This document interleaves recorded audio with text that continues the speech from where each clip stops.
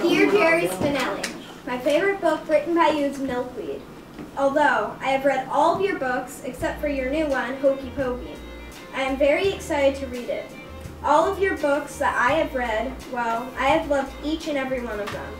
It was about that time, about halfway through 11th grade, that I decided I would be a writer. And that's why I say by the time I went off to Gettysburg College, I knew I wanted to be a writer.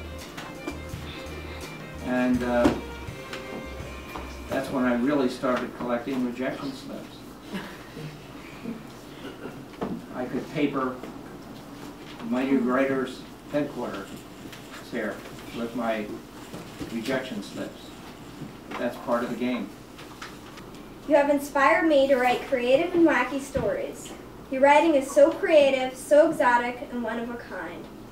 I would use my lunch hours to write, and then go home and write after dinner when other people, other young 20-somethings, you know, my age, were going out and having a beer and a pretzel here and there.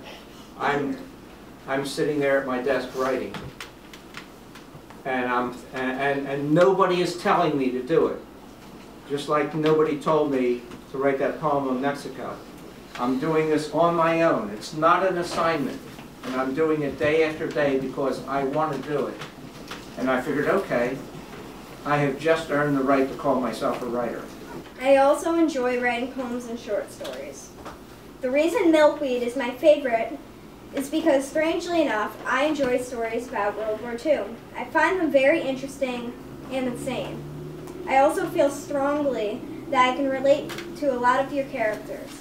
I'm remembering a letter from a kid back in the 1990s. Said, I really liked Space Station 7th grade.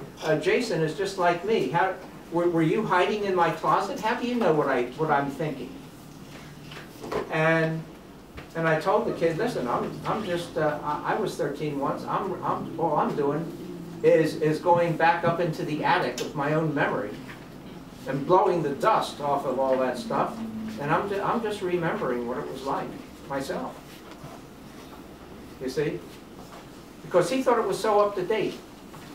You know, he didn't see any difference between himself and that kid, and yet that kid in the book is based on memories of me when I was a kid 40 years before. You know, a half a century ago. What's that tell you? It tells you that kids don't change. It tells you that people don't change. It tells you that maybe